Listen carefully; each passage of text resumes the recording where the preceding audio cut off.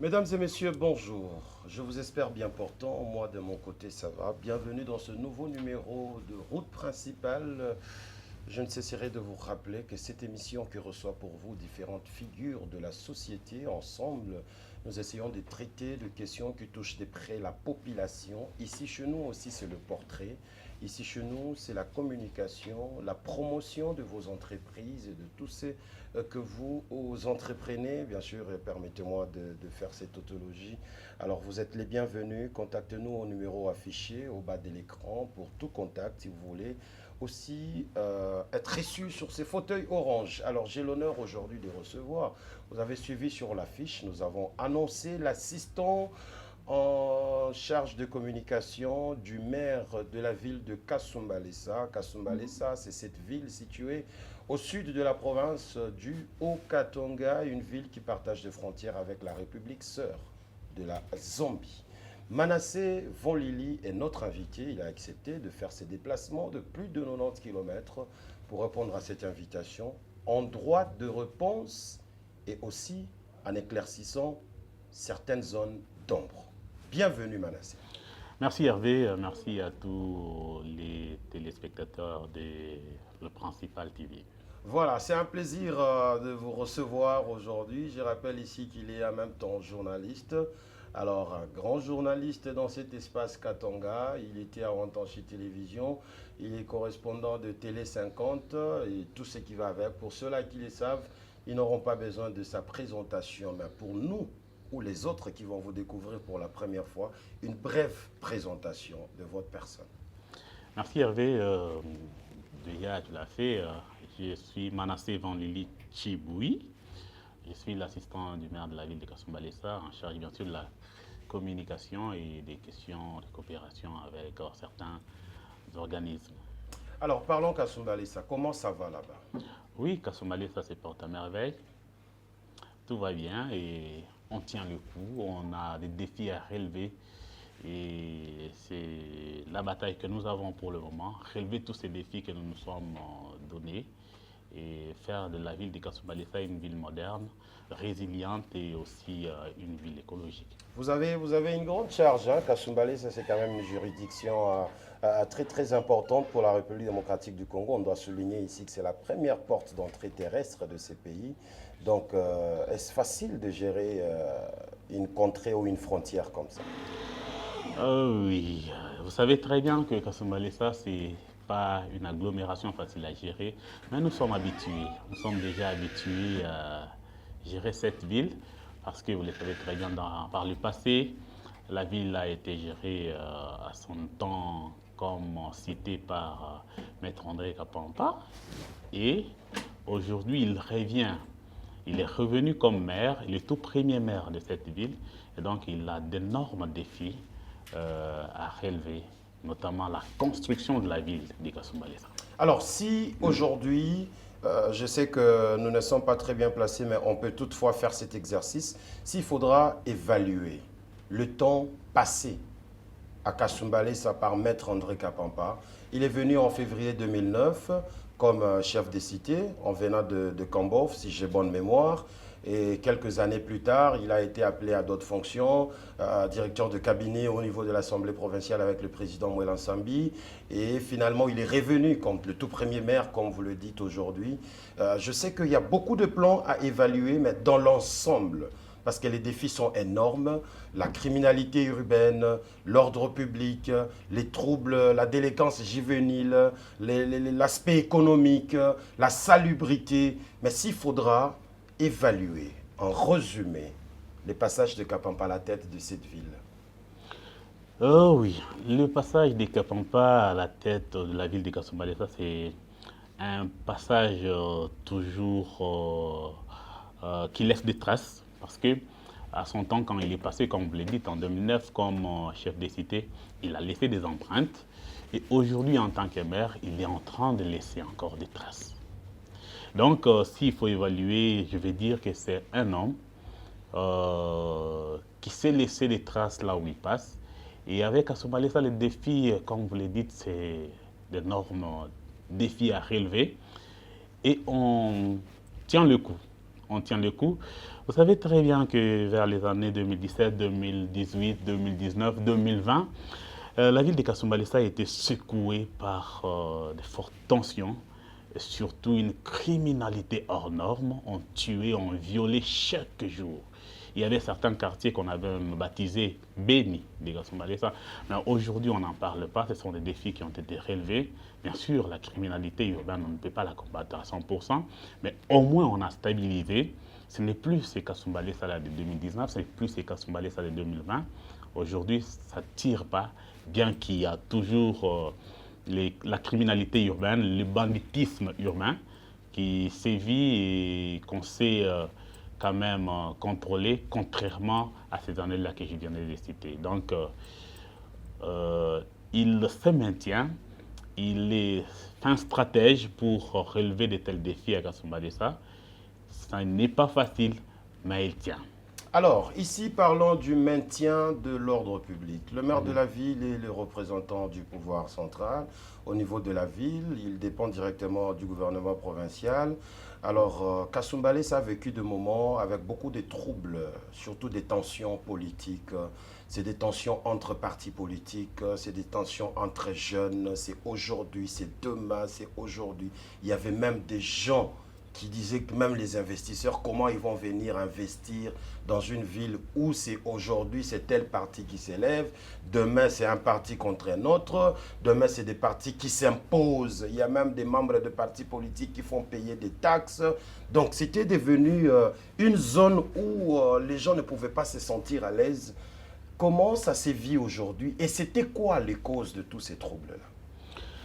Les causes, comme tu l'as soulevé tout au départ, qu'il était chef de cité en 2009 et il est parti de là en 2015.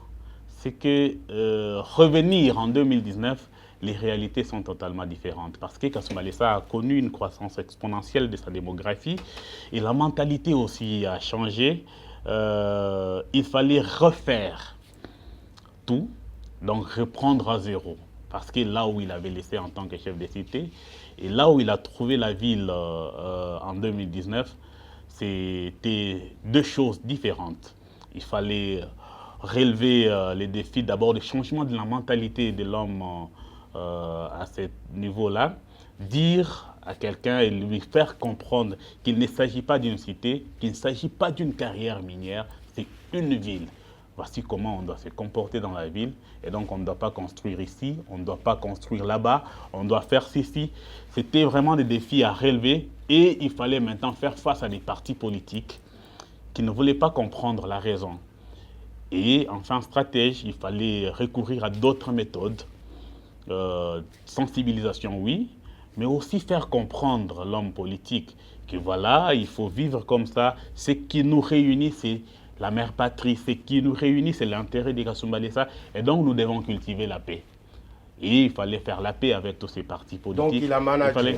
Effectivement, il fallait faire la paix avec tous ces mouvements qui se soulevaient ça et là, qui pouvaient se former sur n'importe quel sujet, et s'élever, brûler, faire des troubles à l'ordre public. Il fallait y arriver. Et aujourd'hui, je peux dire que Kasumbalesa n'a plus ces fortes tensions. On a pu quand même gérer ces tensions politiques et comme toujours, il reste... Est-ce qu'il a la confiance de la population? Effectivement, qu'il a la confiance de la population. Parce qu'il a fait quoi? Oui, mais parce qu'il agit en tant qu'autorité urbaine. Il répond aux besoins de la population. Certainement, pas tout, mais il répond, et progressivement. Voilà. Quelqu'un qui a la confiance de la population, comment peut-il échouer aux élections dans sa propre juridiction qu'il gère? Non, il faut savoir une chose. Les élections, Kasumbalesa n'était pas une circonscription à part. C'était dans la circonscription électorale de Sakanya. Il y a quand même un grand électorat et à effectivement. Mais le grand électorat de Kasumbalesa ne pouvait pas vous faire réussir aux élections tout simplement. Il fallait avoir les voix d'ailleurs. Il y a d'autres réalités qui nous renvoient aux listes sur aux listes des candidatures enregistrées à la CENI. Et donc, il y a plusieurs réalités, il y a plusieurs raisons que je ne saurais pas évoquer ici, mais néanmoins, il était parmi les gens qui ont eu beaucoup de voix. Beaucoup de voix, mais on voulait combien de députés finalement? Alors, ce sont ceux-là qui nous ont dépassés, les 2 ou 3 voix qui sont passées. On les félicite, mais nous n'avons pas démérité. Nous disons merci à la population de Kasumbalesa parce qu'elle avait fait confiance en la personne d'André Kapampa. Il a été voté massivement. Mais bon, comme c'est une compétition, c'est lui qui a eu un que nous, il est passé. Alors, vous avez en charge la communication de Kasumbalesa. Vous êtes fier qu'on appelle cette juridiction ville? Je suis très fier de participer à la construction de la ville de Kasumbalesa. Parce que nous sommes à Lubumbashi, nous avons Likasi, nous avons d'autres villes qui ont été construites à l'époque coloniale. Mais Kasumbalesa, il faut le savoir, c'est une ville qui est construite, qui s'est construite par le concours des Congolais. Voilà pourquoi la main du maire de la ville, Maître André Kapampa, a été toujours tendue et son oreille toujours attentive à la population pour que celle-ci participe à la construction de cette ville. Et donc, je suis fier de participer à la construction de la ville de Kasumbalesa. Est-ce que les gens qui avaient pris cette décision, ils n'étaient pas pressés? Il ne fallait pas d'abord commencer par poser des bases et ensuite donner cette appellation où, malgré aujourd'hui, nous apprenons que les bases juridiques n'existent jamais. C'est d'appellation qu'on appelle sa ville. Est-ce qu'ils n'étaient pas pressés de le faire? Selon vous? Pas pressés. Vous savez que notre pays a connu des réformes et des réformes. Lorsqu'il y a eu plusieurs réformes dans la décentralisation et dans la gestion de la territoriale, on avait supprimé les statuts des cités et d'office, les cités étaient transformées en communes rurales.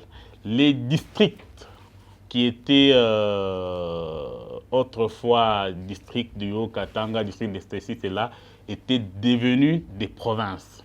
Et les chefs-lieux des districts devenaient directement les chefs-lieux des provinces, contrairement à la ville de Kasumbalesa qui était dans le district du Haut-Katanga.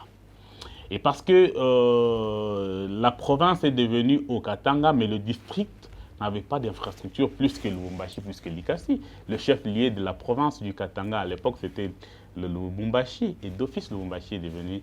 le chef-lieu du district du Haut-Katanga, c'était le Kipushi. Le chef-lieu du district du Haut-Katanga. Mais comment on pouvait sauter Kipushi et prendre Kasumbalesa? J'y arrive. Directement? Le chef-lieu du district du Haut-Katanga, c'était la commune, l'actuelle commune de Kipushi. Mais malheureusement, elle ne réunissait pas tous les critères pour devenir ville. D'abord, le critère le plus important, c'est celui de la démographie. Kasumbalesa était plus avancé que Kipushi sur ce plan-là. Et c'est comme ça qu'un autre décret a été signé. Et d'ailleurs, c'est un arrêté interministériel, si je ne me trompe pas, qui a été signé par le vice-premier ministre de l'époque, Henri Movasakani, et le ministre d'État, ministre de la décentralisation, réforme institutionnelle. À l'époque, c'était Azarias Rouberois qui ont signé cette fois-là pour que Kasumbalesa soit une ville en compensation de l'agglomération de Kipushi qui devrait rester au rang des communes. C'est comme ça que Kasumbalesa est devenue ville. Sa population est plus que celle de Kipushi. Il y a plus d'habitants à Kasumbalesa. Et si on quittait en termes de démographie, certaines normes ou certaines conditions réunissant les critères d'une ville? La condition la plus importante, c'est d'abord la démographie. Parce que vous ne pouvez pas avoir une ville de moins de 100 000 habitants. Mais si Kasumbalesa compte aujourd'hui, nous estimons à plus d'1 million d'habitants. Et donc, c'est de bon droit qu'elle soit appelée ville. Là, vous êtes d'accord avec moi? Ouais. On continue? Alors, vous faites la communication de la mairie de Kasumbalesa. Je pense que vous êtes mieux placé pour ici nous citer les attributions, surtout primordiales, des maires d'une ville. Ah, je pensais que je n'étais pas venu pour ça. Non, mais tu étais venu pour ça. Je crois que je suis venu parce qu'il y a certaines vérités qui ont été Il y a d'autres étouffées. choses, il y a d'autres. Nous Effectivement, commençons par les effectivement. attributions Mm. pour rectifier ou répondre aux propos qui ne vous a pas plu. Ah, ok. J'ai appris que vous C'est- n'avez pas dormi depuis le passage de Comment- ces jeunes leaders du territoire de Sakana. comment je ne peux Il pas a bougé dormir? les lignes. Comment on ne peut Il pas a révélé dormir? deux choses. Non, écoutez, Mais ce qui vous pousse à donner un droit de réponse, c'est parce que peut-être vous Non, vous nous êtes pas sommes là senti à parce l'aise. qu'il y a certaines vérités qui ont été étouffées.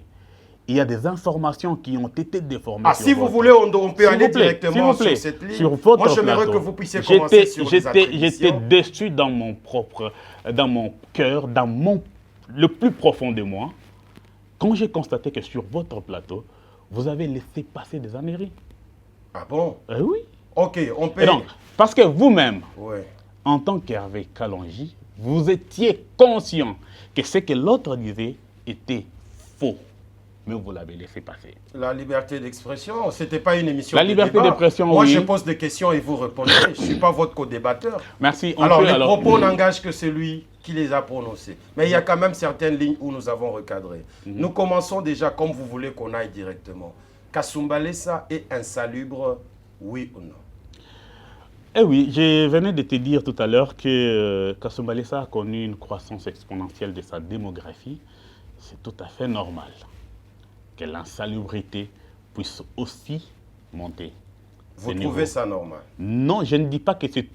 Je dis que par rapport à la croissance démographique, Mais lorsque ça va de pair. Lorsque la population Parce que s'accroît, les stratégies aussi doivent La s'accroître. population s'accroît, elle produit de l'insalubrité.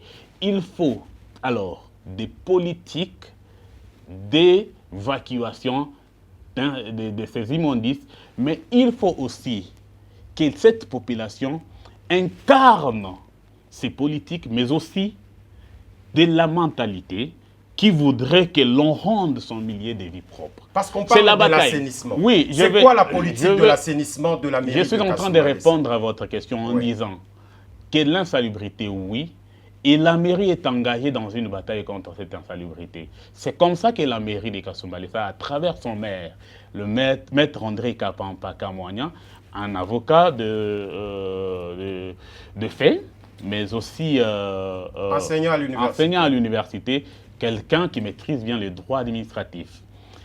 Il s'est engagé dans cette bataille. C'est quoi le rapport entre les droits et l'insalubrité? Je suis en train d'arriver, monsieur Kalonji. Et donc, il s'est engagé dans cette bataille. Vous êtes porté garant de répondre aux accusations fausses. Alors là, vous commencez à nous donner les mérites du maire de la ville. Je suis en train de répondre, Hervé. Allez-y. Je disais que c'est une bataille qu'il a lancée contre l'insalubrité.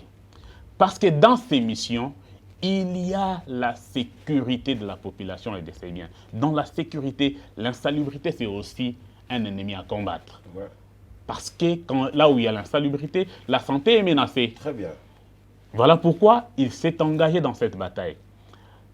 En passant comme maire de la ville de Kasumba Lessa, il a compris que cette population a pris de l'ampleur. Donc, le nombre a augmenté contrairement à l'ancienne cité de Moussochi Kasumba Lessa. Okay. Il faudrait que nous ayons des politiques d'assainissement.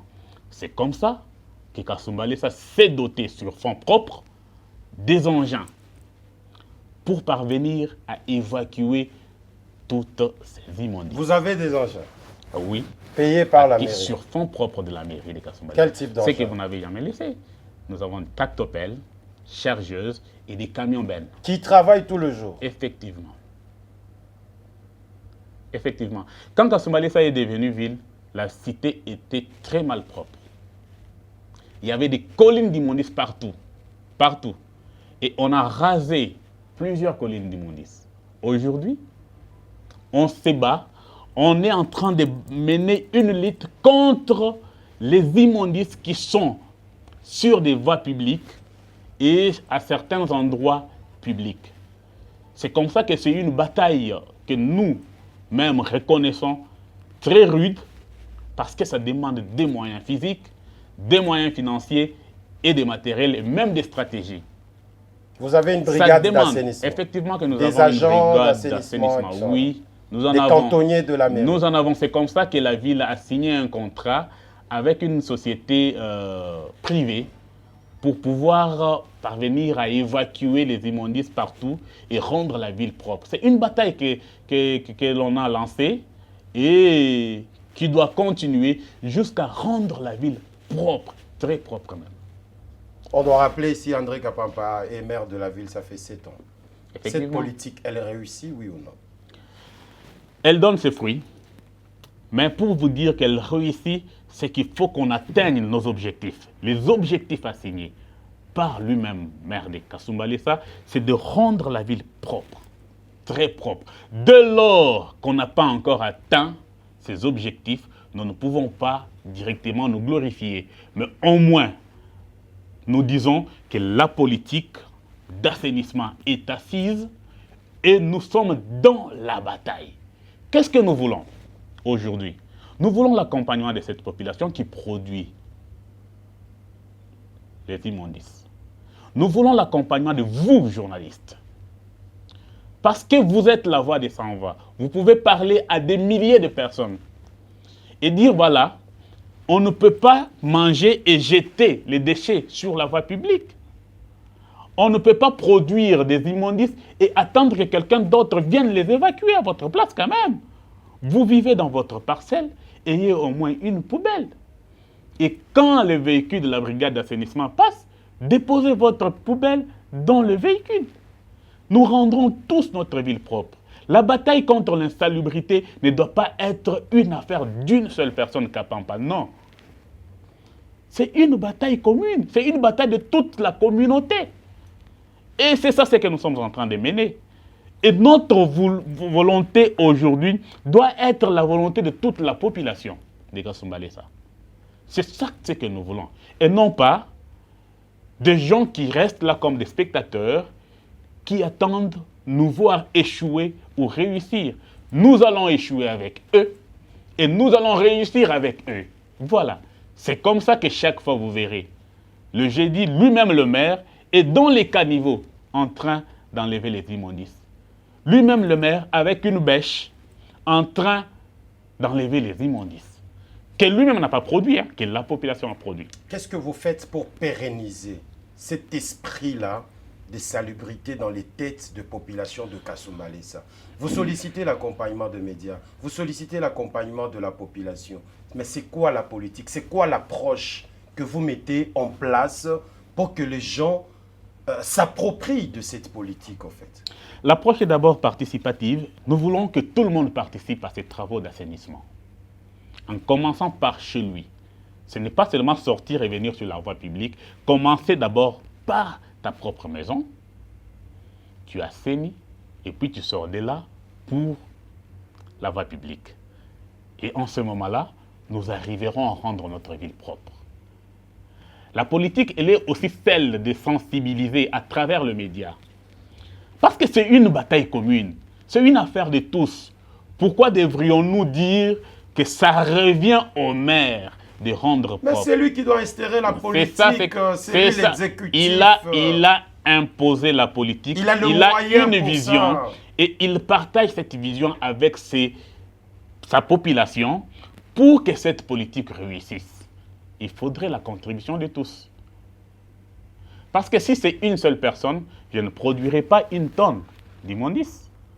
Mais si c'est 1000 personnes, ça produit. Et donc ces 1000 personnes-là doivent contribuer aussi. Est-ce que vous avez placé des poubelles sur les rues de Kasumbalesa? Oui. Les poubelles de la mairie. Sur l'artère principale d'abord, la route Lubumbashi, il y avait des poubelles qui ont été placées. Il y en a certaines qui existent jusqu'à ce jour, mais d'autres ont été enlevées. Voilà ce que nous condamnons par des personnes non identifiées. Et qu'est-ce que vous faites nous interpellons quand on enlève, qu'est-ce que vous faites? On doit remplacer. Vous croisez les bras? Non, on ne croise pas les bras. C'est comme ça que chaque jour, la brigade travaille et il y a une journée consacrée aux travaux d'assainissement. Et c'est en cette journée que nous demandons la contribution de tout le monde, l'accompagnement de toute la population. Vous êtes le principal TV et si vous avez votre bureau à Kasumbalesa, on veut vous voir. le jeudi, travaillez devant votre bureau. On veut vous voir. Travaillez autour de vous. Pourquoi vous rentrez dans l'ancien système de Mobutu où on programmait les salongos une fois par semaine, au moment où c'est quelque chose de tout le jour? Parce qu'on boit de l'eau tout le jour, on boit le jus tout le jour, on jette, nos poubelles sont pleines tout le jour. Mais lorsque vous mettez dans les têtes des gens que jeudi, vous ne trouvez pas que vous aurez beaucoup de travail à faire que si c'était une opération de tout le jour? Parce que quelqu'un va se dire, j'ai rempli mon dépotoir, les camions de la mairie vont passer jeudi. Comparativement à d'autres villes, pour ne pas citer la ville de Lubumbashi, où on voit et la nuit et le jour, les gens en train de torchonner des balailles, et la nuit et le jour. Mais chez vous, lorsqu'on doit attendre jeudi, ce n'est pas un grand travail. Vous ne vous retrouvez pas débordé en termes d'évacuation d'immondices? Belle question. J'ai dit bonne question. Merci. Je vous ai dit tout à l'heure que la brigade d'assainissement travaille tous les jours. Mais les jeudis plutôt, c'est un jour spécial. Et c'est comme ça que nous appelons jeudi salon. C'est une journée spéciale dans la semaine que nous consacrons aux travaux d'assainissement. Aux travaux, je vais dire collectifs d'assainissement. Mais oui, la brigade de tout le monde. Mais la brigade travaille chaque jour. Sinon, vous trouverez partout des collines d'immondices, comme moi. J'aime bien appeler ça collines d'immondices parce que vous allez trouver des tas d'immondices si cela n'est pas fait tous les jours. Bien sûr, vous savez... mais vous avez quand même assez de moyens pour ça. Les moyens. Les moyens financiers pour vous procurer des matériels. On en veut beaucoup. J'ai suivi une vidéo d'un monsieur qui faisait les salongos il y a 2 semaines dans le groupe, j'ai dit salongo, oui, qui demandait au maire de la ville qu'ils étaient volontiers de faire ce travail tout le jour, mais il avait besoin de brouettes, de bêches, de houes, ainsi de suite. Les moyens, on en veut. Ce n'est pas suffisant. Vous en voulez ou vous en avez? Nous en voulons. Nous voulons avoir le moyen suffisant pour remporter cette bataille. Kasumbalé, il n'y a pas tous ces moyens pour... Je veux y arriver. Hervé, Kasumbalé, ça, ce n'est pas seulement l'assainissement. Kasumbalé, ça, c'est tout. C'est tout qui va avec. Et donc, le moyen pour l'assainissement, nous en voulons beaucoup. Ce que nous avons aujourd'hui, oui, on fait avec, mais on veut en avoir beaucoup. Par exemple, si nous avons une tractopelle qui travaille dans les caniveaux sur la route Lubumbashi, nous pouvons avoir une deuxième qui travaille sur la route de contournement, une troisième qui est sur la route Sodimiko. Voilà pourquoi j'ai dit que nous voulons suffisamment de moyens. Mais on voit avec ce que nous avons. Nous n'avons pas croisé les bras. Ceux qui demandent les moyens... Mais on aurait appris qu'il y a beaucoup d'argent, il y a beaucoup de taxes. La mairie de Kasumbalé, ça génère beaucoup... on l'a dit sur ces fauteuils-là, par notre invité de l'autre fois. Effectivement, je voulais inverser les choses en te posant une question, mais je la pose et peut-être que je donnerai la réponse après. Comment une ville peut se construire sans les taxes? Non, on n'a pas dit que c'est mal, mais lorsque vous dites que vous n'en avez pas assez, c'est là où ça... Qui dit aussi que non, il y a beaucoup de taxes? Les contribuables. Il s'agit de quelles taxes? Vous avez, excusez-moi, on a parlé ici du péage urbain, on a payé aussi, on a parlé plutôt de la taxe sur les camions qui transportent les matières, comment on les appelle? Les combustibles. Vous avez des taxes de camions qui vont faire les transbordements du côté de la Zambie. Il y a des taxes de marché, il y a des taxes au niveau de l'arrêt de bus de Lubumbashi, il y a des magasins à Kasumbalesa. Donc, tout ça... Vous n'êtes même pas à 10 taxes. Vous n'êtes même pas à 10 mais déjà 4. Comment une entité administrative... Parce que vous avez une taxe à la frontière comme péage urbain où on paye $50 par camion. Attends, il n'y a pas une taxe... Jusqu'à preuve du contraire, la taxe sur le pont et route d'intérêt urbain à Kasumbalesa, bien sûr que ça doit être réajusté, mais jusqu'à preuve du contraire, le tarif le plus élevé n'est pas $50. Le péage urbain, il paye combien? On confond des choses. Parce que nous savons très bien qu'il y a une autre taxe sur le péage de la route de contournement qui se prélève à partir des frontières de Kasumbalesa, Mokambo et Sakanya. C'est une taxe provinciale. Vous comprenez? Voilà pourquoi j'ai dit qu'il y a des mensonges qui ont été diffusés. Non, mais allez-y, dites-nous la vérité. Vous avez les micros. C'est une taxe provinciale qui ne relève pas de la ville de Kasumbalesa. Mais au moins, j'ai dit, je le confirme ici sur votre plateau, que la ville de Kasumbalesa a une taxe sur le pont et route d'intérêt urbain, qui est jusque-là prélevée à la hauteur de 20 $. Le plus cher. Toujours à la frontière. Le plus cher, vous comprenez. 20 $ et puis les taxes que Kasumbalesa a, ce sont des taxes qui sont légales. Il y a toute une loi sur la nomenclature des taxes et qui définit les compétences. Cher Manassé, oui. Essayons de bien balayer la route sur laquelle nous devons marcher.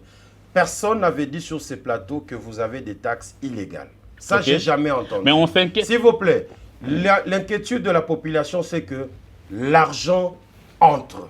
Mais qu'est-ce que ça fait? Aucune taxe n'a été appelée illégale. Le péage urbain, c'est légal. Même ici à Lubumbashi, il y en a. À Likasi, il y en a. Je ne sais pas, les taxes de l'arrêt, les taxes de marché, des magasins, c'est tout à fait normal. Peut-être qu'il y a même d'autres taxes que vous n'avez pas encore réveillées, mais qui existent. Qu'est-ce que vous faites avec cet argent? Ici, on nous a parlé de 50 $ au niveau de la frontière. C'est associé dans les guichets uniques. Et alors, Kasumbalesa, où la mairie a son compte, il y a des taxes. Les camions qui transportent les soufres, l'acide et autres produits comestibles, ça paye. L'autre a parlé de 20 $, je pense qu'il s'était trompé. Quelqu'un a recadré en suivant l'émission. Il a dit que c'était 30 $ par tout camion. Donc, lorsqu'on voit la fluidité, lorsqu'on voit les trafics au niveau de la frontière de Kasumbalesa, moi, novice, je peux estimer à 300 camions le jour de passage à la frontière. Mais ceux-là qui travaillent là-bas nous parlent de 600, de 700, par moment même 800. Si aujourd'hui, la mairie de Kasumbalesa peut dire qu'elle n'a pas d'argent, est-ce que ce n'est pas un mensonge que vous venez habiller à la télévision? Ah, je crois qu'ici, je n'ai pas dit que la mairie n'a pas d'argent. Parce que si la mairie de Kasumbalesa... Vous avez dit que vous en voulez. Nous en voulons beaucoup. Mais monsieur, nous voulons construire la ville. La ville de Kasumbalesa est à construire parce qu'elle n'a jamais été construite. Mais il y a quand même des priorités. Écoutez Hervé, vous connaissez bien la cité de Kasumbalesa. Une cité enclavée totalement. Très bien. Qui n'avait pas de route, avec vous. Qui n'avait aucune infrastructure pour l'État. Et d'ailleurs, les bureaux des cités étaient locataires dans une petite maison de 8 mètres carrés. Ouais. Et donc, c'est avec... Avant d'arriver à la frontière. Oui. André Kapampa a construit les effectivement. bureaux des cités. Voilà pourquoi j'ai dit que c'est un homme qui laisse des traces. Ok.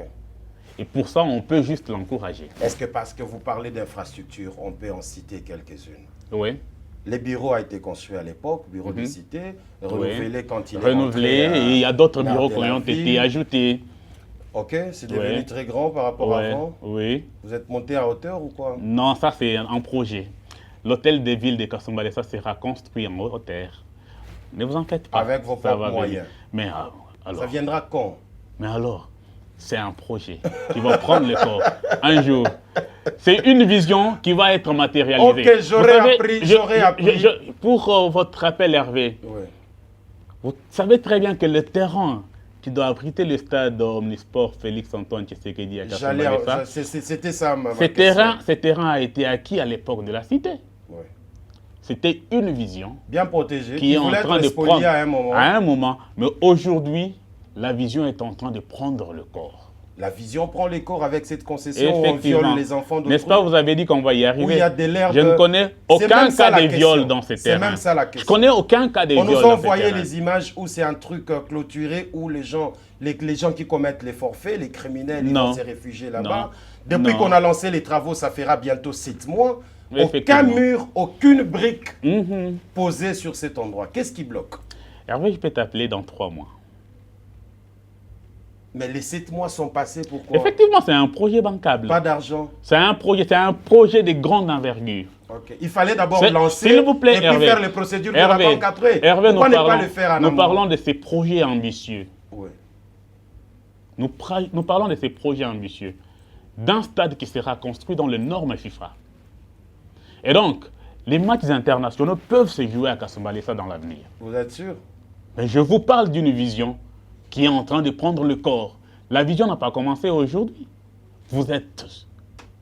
Non mais expliquez, vous êtes d'accord avec moi. Je connais ces projets. Vous êtes d'accord avec que moi c'était la cité. que c'est une vision qui part de l'époque de la cité, dans les années 2010-2011. Tout le monde avait apprécié les biceps de M. Kapampa, qui a osé, parce que dans l'histoire, si on regardait la plupart des maires de ville d'ici, chez nous, aucun maire n'a jamais eu cette ambition ou cette initiative de construire un stade. Beaucoup de gens ont applaudi parce qu'à Kasumbalesa, même pas de terrain avec terrain synthétique, ça n'existe pas. Depuis que les enfants, les jeunes sont nés dans ces coins-là, ils n'ont jamais vu un stade municipal. Monsieur Kevin l'a dit ici. Alors, expliquez-nous, vous avez posé la première pierre, vous avez lancé les travaux sans finir les procédures de banque ou les procédures administratives. Qu'est-ce qui a bloqué pendant tous ces 7 mois ou 8 mois depuis qu'on a lancé les travaux? Non, mais c'est un processus, ce sont des procédures qui sont en train d'être finalisées et que les travaux commencent déjà. Ça commence quand? Oui, les travaux ont déjà commencé. Sur ces terrains-là? Les travaux ont déjà commencé. C'est comme ça que je t'ai dit. Les travaux ont commencé, ils sont à quel niveau? Écoute, ils sont Hervé, à quel niveau? quand on met en marche un projet, oui. C'est-à-dire qu'il y a des travaux préliminaires qui se font. Okay. Et puis, pas en termes de pose des murs. Ensuite, non, les murs, c'est rien. Les murs, c'est rien. On doit travailler la terre, on doit faire tout ce que l'on doit faire. Et enfin, jusque-là, qu'est-ce qui est fait à cet endroit? Jusque-là, nous sommes dans l'étape de l'installation du chantier. C'est-à-dire? Et la société, pendant que nous parlons ici, la société BBT est en route pour Kasumbalesa afin de continuer les travaux et pouvoir démarrer de manière correcte d'ici peu. Je te disais, dans quelques jours, dans 3-4 jours, tu verras. C'est comme ça que je t'ai dit. Déjà, on retient qu'il y a quelque chose qui est déjà fait pour l'instant. Oui, c'est un projet qui est déjà en marche. Il y avait, comme vous le savez, les procédures administratives et bancaires ont toujours été lourdes. Il fallait avoir de la patience. Mais nous sommes presque au bout. Nous sommes presque au bout. C'est un financement de la mairie de Kasumbalesa. Oui, ça sera sur financement de la mairie de Kasumbalesa. Ce n'est pas le gouvernement central, ce n'est pas le gouvernement provincial. C'est un projet de la mairie de Kasumbalesa. Je t'ai dit que c'est un projet de grande envergure. Ok. Quittons le stade. Parlons de marché. L'homme qui est venu, parce que vous avez un droit de réponse, vous répondez aux propos que vous accusez de faux. Oui. On nous a parlé d'un marché du nom de Kaboulo. Kaboulo qui est cet ancien chef de cité, remplacé par André Kapampa. Alors, ces marchés, selon l'histoire que moi je connais, parce qu'on avait les grands marchés, c'était les marchés Bahati, qui se retrouvent avec une grande partie sur la haute tension. L'idée était de délocaliser les gens là-bas pour les sécuriser, afin d'avoir un grand marché au niveau de Kasumbalesa, les marchés Kaboulo, qui a longtemps été sur, je ne sais pas, des étalages mal construits ou bien un marché non moderne. Alors aujourd'hui, on voit les murs, on voit les bâtiments, on voit les étalages, un marché déjà presque fini. Et à côté, on voit des mamans qui vendent dans des eaux qui coulent, dans des érosions. Mais des taxes sont perçues dans ces marchés-là tout le jour.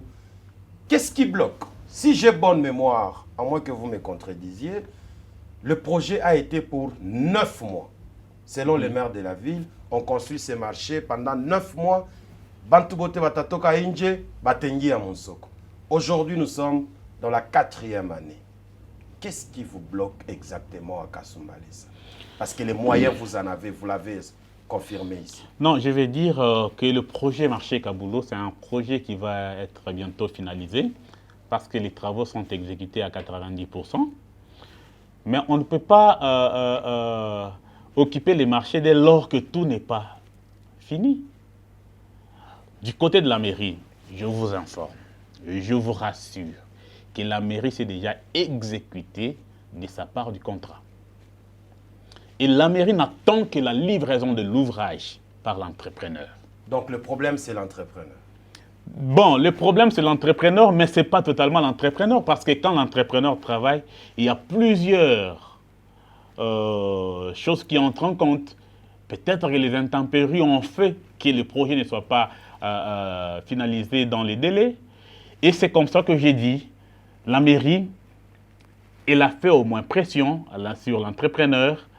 Et dans peu de jours, d'ici 2 semaines, les usagers du marché Kaboulou vont pouvoir occuper des stands. Comment vous expliquez un projet de 9 mois qui vous prend 4 ans?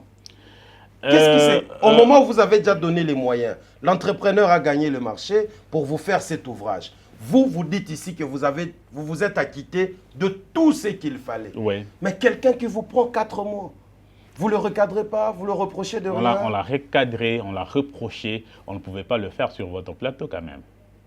Mais au moins, on a fait ce qu'on pouvait faire et c'est comme ça qu'il a accéléré avec les travaux. Vous protégez l'entrepreneur? Je ne protège pas l'entrepreneur, mais je ne peux pas venir. Je ne peux pas venir. C'est une entreprise de droit congolais. Ok. Ouais.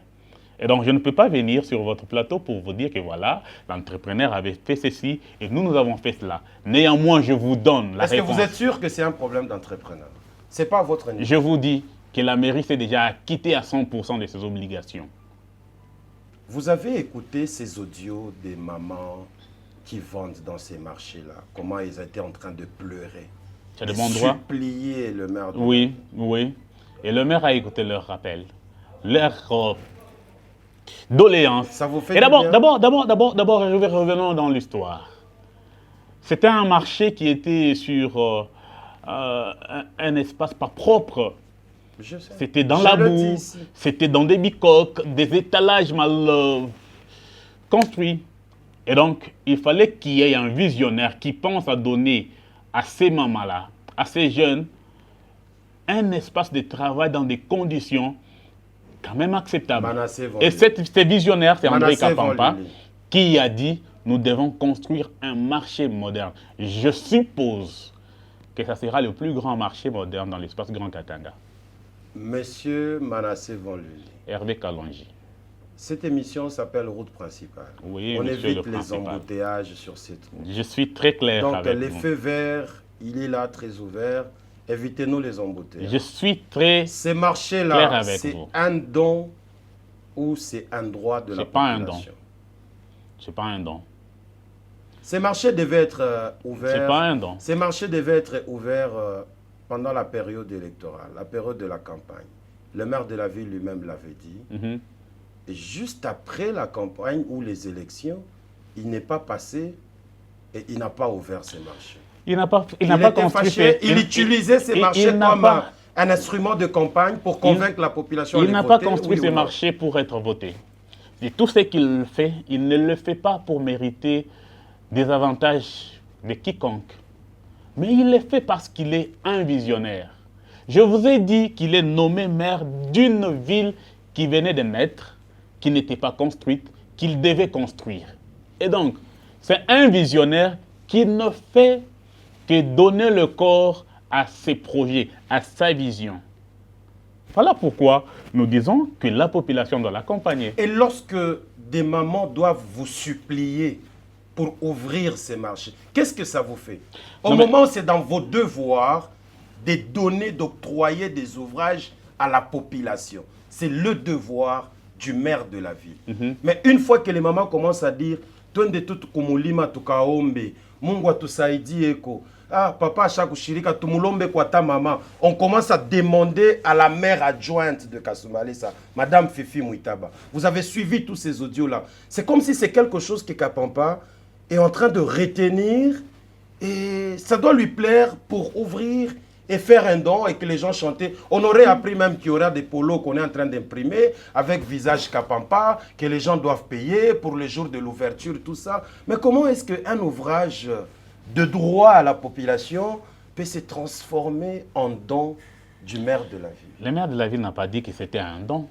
La forme que ça prend. Non, il n'y a pas de forme que nous avons. Il n'y a aucune autre forme qu'on donne à ces projets d'une infrastructure aussi imposante dans la ville de Kasumbalesa. Il n'y a aucune forme.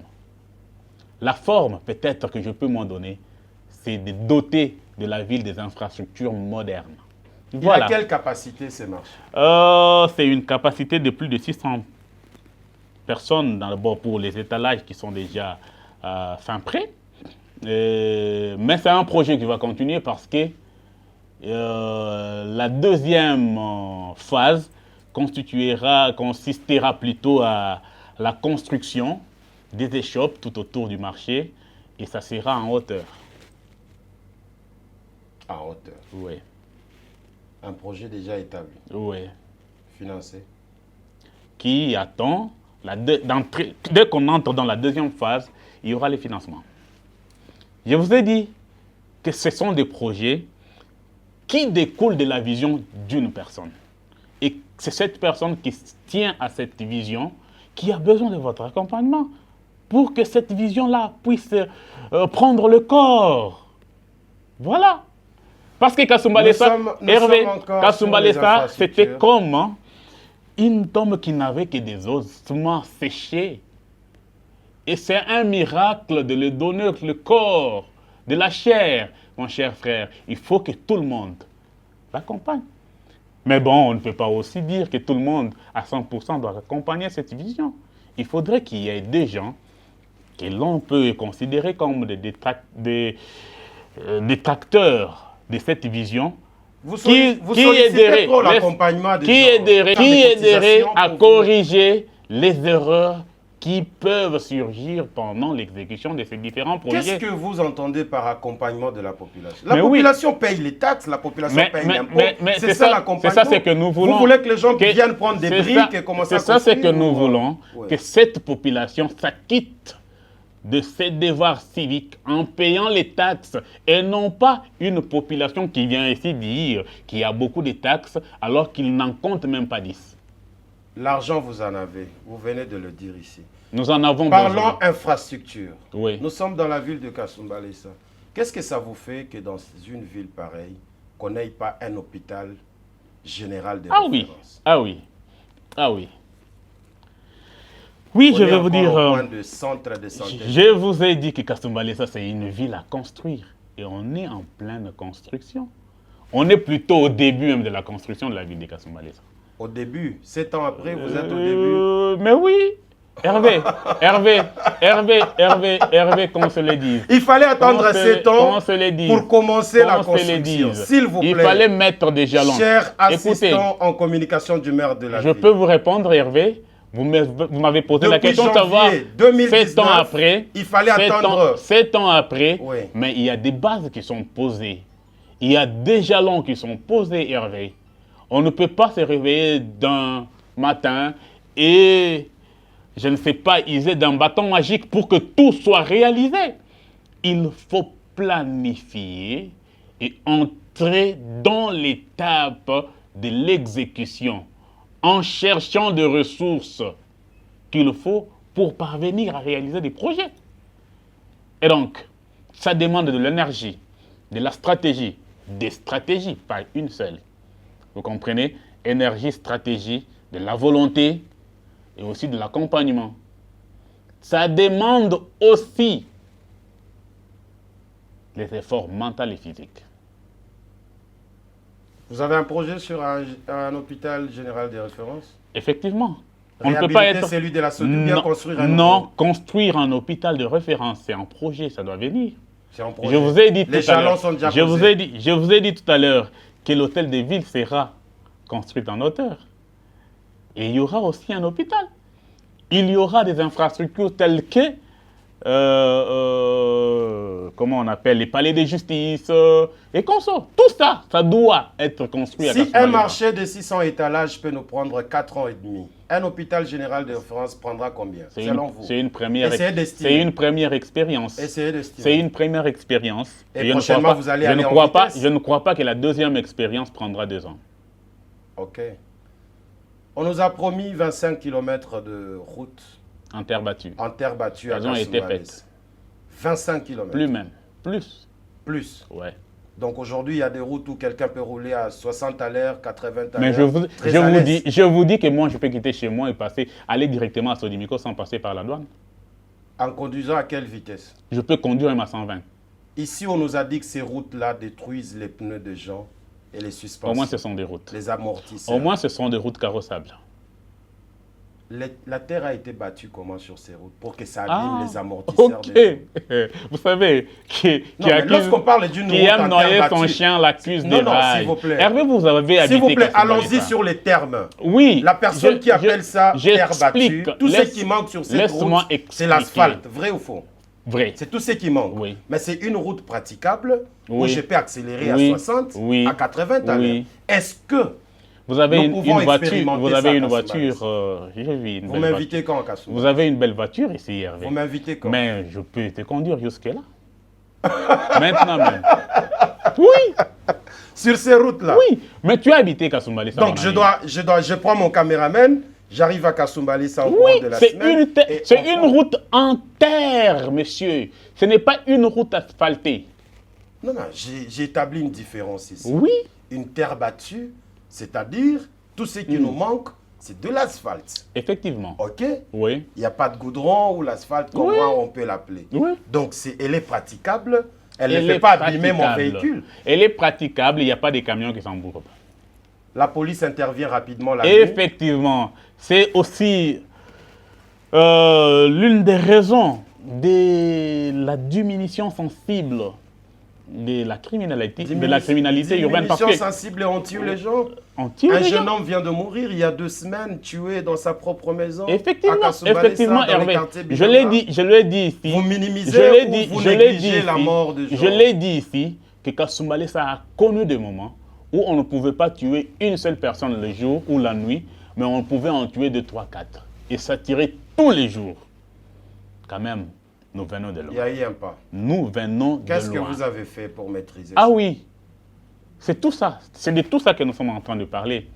Il fallait qu'il y ait quelqu'un qui a de la vision, qui a de la détermination et de la volonté politique. Parce que dans tout ça, il faut qu'il y ait de la volonté politique.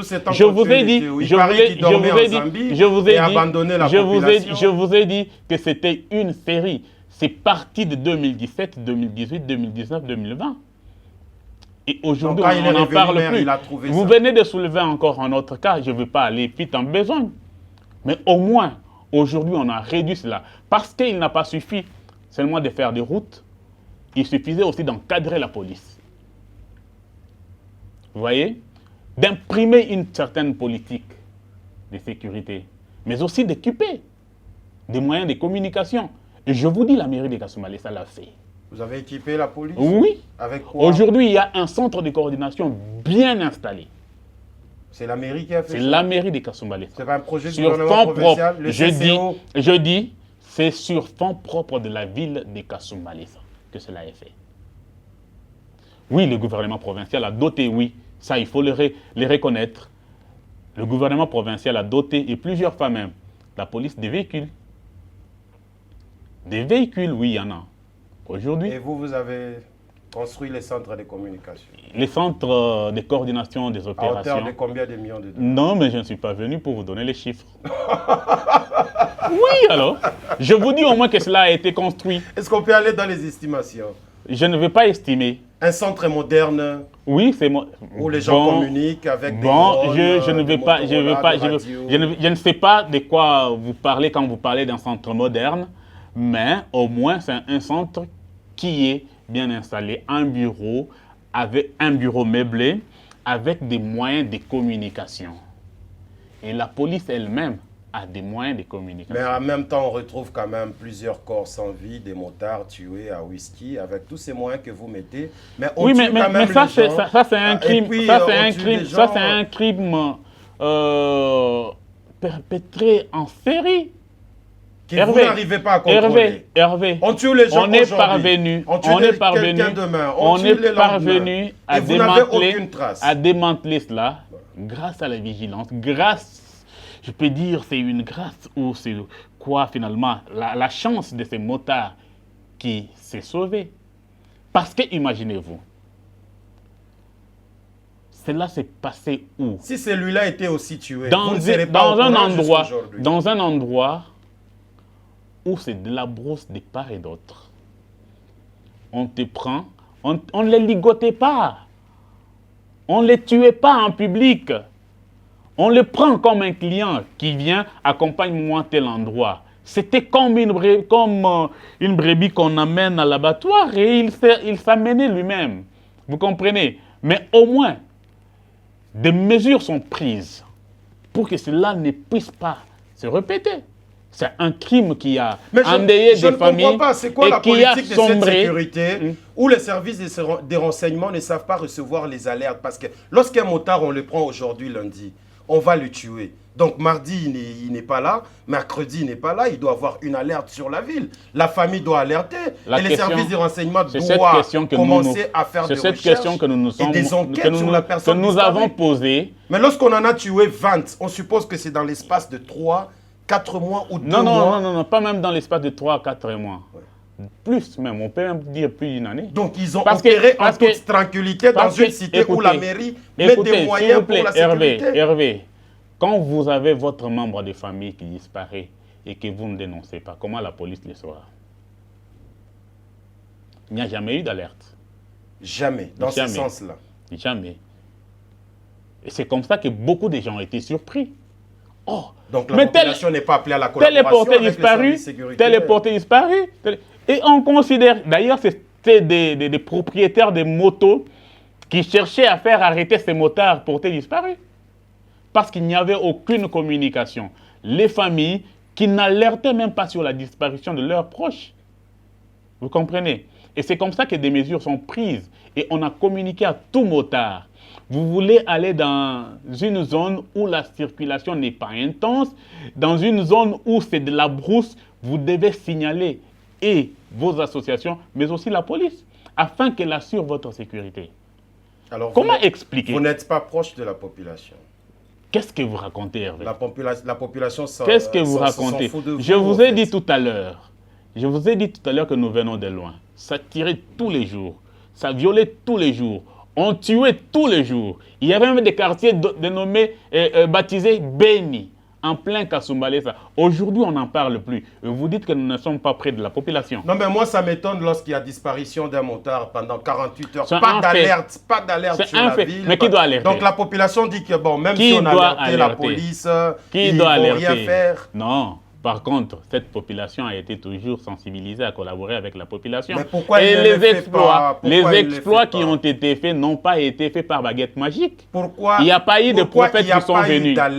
S'il vous plaît, je suis en train de vous répondre, Hervé. Il n'y a pas eu de prophètes qui ont quitté je ne sais où pour arriver à Kasumbalesa et arrêter les bandits. C'est plutôt par la collaboration qui a existé. Vous venez de parler d'une grâce.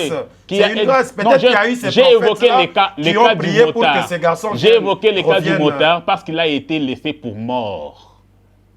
Peut-être c'est des prophètes qui ont prié pour... Il n'a pas échappé par sa force, mais les agresseurs l'ont considéré comme mort. Et c'est comme ça qu'il s'est réveillé plus tard. La prière de Mais je dis au moins que pour arriver à ce que nous sommes aujourd'hui, ce ne sont pas des prophètes qui sont venus, je ne sais où, pour arriver et dire, voilà, faites ceci, faites cela. C'est plutôt par la collaboration de cette population de Kasumbalesa que nous encourageons. Je dois plutôt encourager cette population. Et je dois encourager encore d'autres partis politiques comme l'UDPS, par exemple, qui a contribué aussi aujourd'hui. Aujourd'hui, nous avons des bases de l'UDPS qui se mettent à travailler le jeudi pour assainir des espaces occupés et par leurs militants et par d'autres personnes. Et donc, c'est pour vous dire que le maire de Kasumbalesa est proche de la population. Avant d'entrer sur votre plateau, il y a quelqu'un qui m'a appelé, un membre d'un parti politique. Monsieur, donne-nous le programme de jeudi, nous allons aussi participer. Des associations nous ont appelés. C'est pour vous faire voir que non, l'administration Kapampa est proche de la population. Voilà pourquoi ceux-là qui aiment le développement de Kasumbalesa contribuent, l'appuient, viennent l'accompagner dans cette émission qu'il a. On doit finir cette émission. Est-ce que André Kapampa aime Kasumbalesa? Je ne vais pas répondre à cette question sans revenir sur quelque chose. Je sais où vous voulez revenir.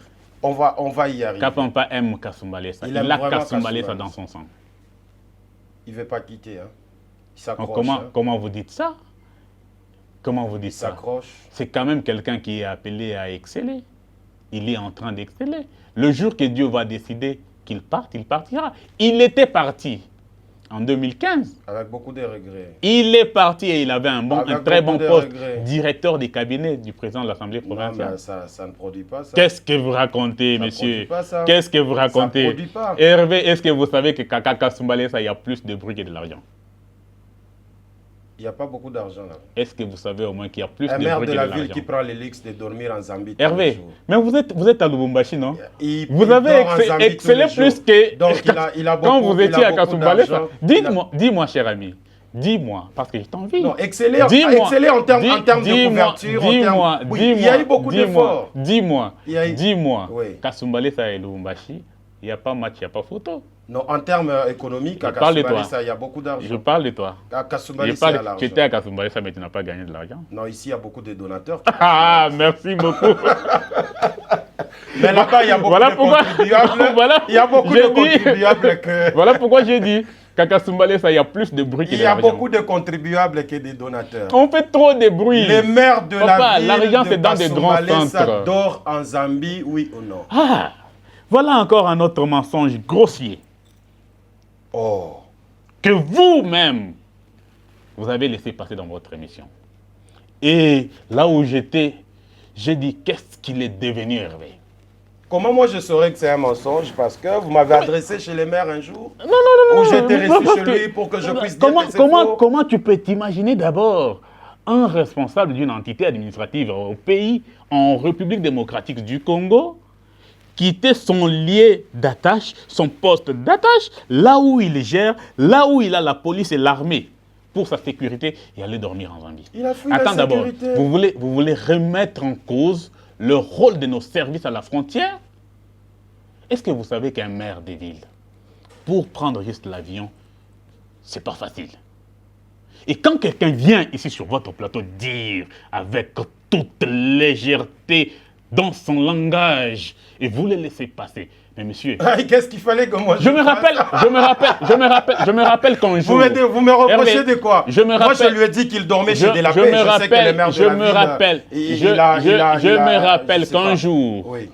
Alors qu'il y avait des bandits qui visitaient mon domicile à 2 h du matin, oui. C'est toi qui as alerté le maire au téléphone. Et quand ça sonnait en Zambie. Alors là, vous voulez convertir mon rôle de journaliste? Moi, j'ai posé la question, l'invité s'est exprimé. Qu'est-ce qu'il fallait que le journaliste lui dise? Que je lui donne l'adresse du maire que je ne connais pas? Je veux dire qu'il était en train de raconter des mensonges. Que je lui donne quelle adresse que moi, je ne connaissais pas? Parce que, Hervé, tu as le rôle, oui. Tu as le rôle de donner la bonne information à la population. Oui. Et quand quelqu'un vient sur votre plateau, oui. Donner une fausse information et que vous ne le contredisez pas, qu'est-ce que la population va retenir dans sa tête? Non, cher ami. Oui, mais cher ami, ne venez pas, je n'inverse pas le rôle. Ne venez pas je n'inverse pas le rôle. Je réponds ici. À votre question. S'il vous plaît. Je réponds à votre question. S'il vous plaît. Moi, j'ai dit ceci. Je dois vous rappeler ici que... J'ai déjà compris. S'il vous plaît, cher Malassé. Je n'inverse pas le rôle. C'est à vous de me poser des questions. S'il vous plaît. Et c'est à moi de répondre. Très bien. Je vous réponds maintenant. Ok. Est-ce que je peux vous répondre? Attendez, je peux vous aider à répondre. Vous êtes vous m'aidez à répondre? Je vais vous aider. C'est pas vous qui me posez des questions pour que je puisse donner des réponses. Vous êtes sur mon plateau. Je pose des questions et vous répondez. J'ai dit que je n'allais plus inverser le rôle. S'il vous plaît. Sur ce plateau. Les messieurs qui étaient avec nous ici, Kevin Temawantema, a dit que le maire de la ville dormait en Zambie. C'est à lui de répondre et à fournir de preuves sur ces déclarations.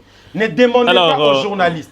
Alors, Hervé, je réponds. S'il vous plaît, cher Manassé. Je réponds pour dire que c'est un grossier mensonge. Ici, vous vouliez que Hervé puisse dire à Kevin que non, il ne dort pas en Zambie. Chez lui, c'est sûr de la révolution numéro tel. C'est ce que vous demandez à Hervé de le faire. Non, Hervé. Comment vous savez très bien que ce qu'il dit, c'est pertinemment faux? Je lui ai dit que Kapampa dormait chez Delapé. Et vous laissez ça passer. Et vous laissez ça passer comme ça. Il dort à l'hôtel de la Paix, oui ou non? Kapampa passe nuit à Kasumbalesa, je m'excuse. À l'hôtel de la Paix, oui ou non? Passe nuit à Kasumbalesa. Il a eu au moins une résidence à Kasumbalesa. Ouais. Il a eu? Il a une résidence à Kasumbalesa. C'est là-bas qu'il dort. J'ai dit bien, c'est l'unique autorité qui a géré Kasumbalesa et qui a une résidence à Kasumbalesa. Et c'est là-bas qu'il dort. Je ne peux pas vous donner des informations sur sa vie privée quand même. Non, c'est quand même parce que dormir, vous avez peur de quoi? je vous dis voilà, le maire dort dans tel appartement. Pour quelle raison? Vous avez peur de Pour quelle raison? Nous savons que le président de la répondre. République habite à la cité de l'OIA. Je venais de Nous vous savons répondre. que le gouverneur Jacques Kaboula, chez lui, c'était l'endroit. Il a dit ceci. Chez le gouverneur Kazembe, c'était. Comment vous protégez la résidence des maires de la ville? Madame Joyce Tunda, tout le monde connaît chez elle. Hervé, tu veux que je te donne l'adresse de la résidence du maire? Là où il dort, chez lui à la maison. Oh, donc moi je dors avec lui alors. Alors, je vous donne, l'émission est finie. Non, je vous dis qu'il a sa résidence à Kasumbalesa. Vous me demandez de savoir où il dort. Mais ça, c'est... Hervé. L'autre a dit qu'il dormait en Zambie. Il l'a dit. Oui, il a dit. Non, il reçoit les gens chez Delapé. Mais chez Delapé, quand même, c'est un bel endroit à Kasumbalesa. Il peut recevoir, il peut parler, discuter à Kasumbalesa. Nous avons débordé. Mais au moins, je vous dis que le maire a une résidence à Kasumbalesa. Vous comprenez? Dire qu'il dort en Zambie, ça relève d'un grossier mensonge et quelque chose qui ne peut même pas passer aux oreilles des élites que nous sommes. Très bien. C'est la première fois que vous avez entendu ça? C'est pas la première fois. Le député Tshisekedi l'a dit, il l'a répété plus de 2 ans. Je ne viens pas parler des députés Tshisekedi. Vous l'avez déjà répondu combien? Je ne viens pas parler des députés Tshisekedi parce que lui-même alors, cette histoire de la Zambie n'a pas commencé. Lui-même sait que Kapampa a une résidence à Kasumbalesa, qu'il dormait à Kasumbalesa et jusqu'alors, il est à Kasumbalesa. Quand il était à Kasumbalesa et qu'il avait des problèmes la nuit, il ne l'appelait pas sur WhatsApp, il l'appelait à son numéro de téléphone normal. À Chilabombo, ça passe aussi. Non, non, donc, ça même ne passe pas. Ça passe parce que même moi, je pars en roaming, même en France, en roaming, ça sonne.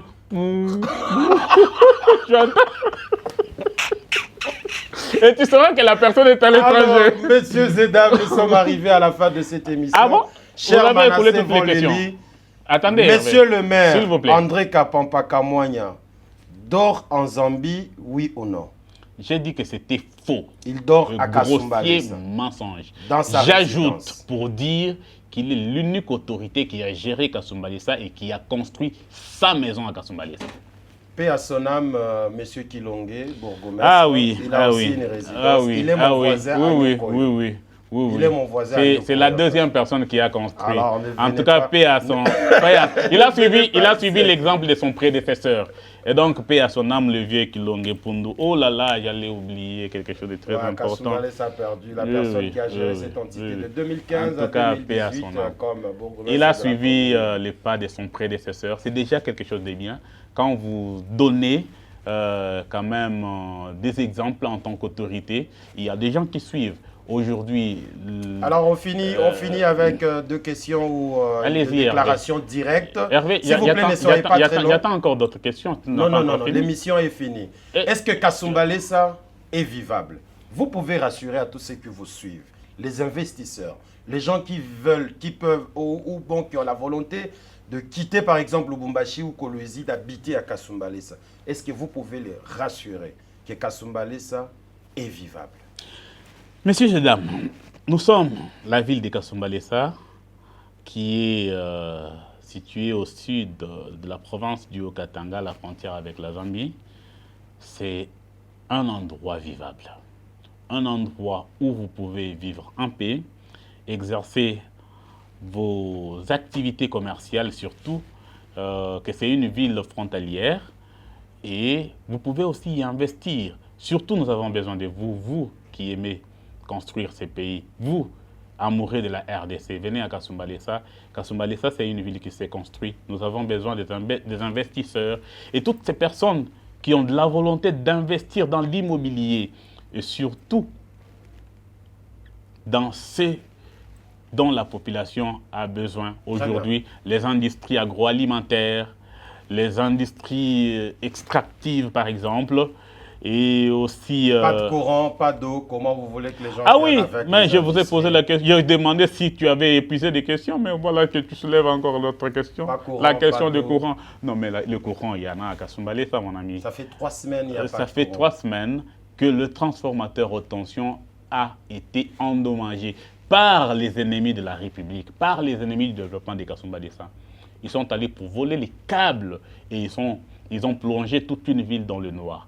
Mais parce que la ville de Kasumba Dessa a des animateurs dynamiques, ils ont haussé la voix et cette voix est tombée dans l'oreille attentive du gouverneur de province Haï, Martin Kazembe Choula, qui a accepté de financer les travaux de raccordement de la ville au nouveau poste haute tension qui a été construit, parce que Kasumba Dessa a 2 postes haute tension. Le nouveau n'était pas encore connecté à la population. C'est comme ça que le gouverneur a financé les travaux de raccordement et ces travaux sont presque fin prêts. Ils sont exécutés à 90%. Ils avaient demandé 21 jours. Ils viennent d'écouler les 21 jours. Je crois que dans 2 jours peut-être, ou 3 jours. Vous croyez toujours? Je crois. Vous avez la foi, hein? Je ne suis pas technicien, ce sont des travaux techniques. Frontière dans le noir pendant 3 semaines. Ce sont des travaux techniques. Ce sont des travaux techniques, Hervé. On peut dire qu'on relance aujourd'hui, et il y a encore des anomalies dans les installations. Néanmoins, ça ne prendra pas longtemps, la ville sera de nouveau éclairée. Toute dernière question, soyez bref. Ne nous amenez pas dans trop d'explications parce que vous avez beaucoup expliqué de choses ici. Vous portez la parole de la mairie de Kasumba Dessa. Effectivement. Vous étiez là lors du passage du chef de l'État à Kasumba Dessa. Oui. Il a fait quelques promesses. Il Oui. a parlé avec la population. Oui. Est-ce qu'aujourd'hui, si le président Félix-Antoine Tshisekedi revenait à Kasumba Dessa, pas par sympathie ou par amour naturel que les gens portent pour lui, si tout dépendait des ouvrages ou des réalisations, est-ce qu'il serait bien reçu dans cette ville? Effectivement que le chef de l'État sera très bien reçu dans la ville de Kasumba Dessa parce que, avec cette épreuve que nous venons de connaître du courant électrique, la population sera de nouveau éclairée grâce au chef de l'État. Parce que ce poste haute tension qui est construit à Kasumba Dessa, c'est avec la bénédiction du chef de l'État. Et d'ailleurs, on attendait qu'il vienne inaugurer. Et c'est comme ça que le gouverneur a demandé aussi que l'on accepte, que l'on raccorde d'abord la population à ces postes haute tension. Et donc, ça c'est l'acte 1. Donc, grâce à Kazembe Martin, l'acte 1, pas grâce le à chef Kapampa, de l'État, oui. le chef de l'État, c'est Kapampa qui a appelé, qui a plaidé auprès du gouverneur. Et le gouverneur a entendu. Il a haussé la voix. Okay, là où la voix acte devait être écoutée. Et aujourd'hui, on est en train de raccorder la population à cette haute tension. Acte 2. Kasumba Dessa aujourd'hui a une école technique de prêtres catholiques.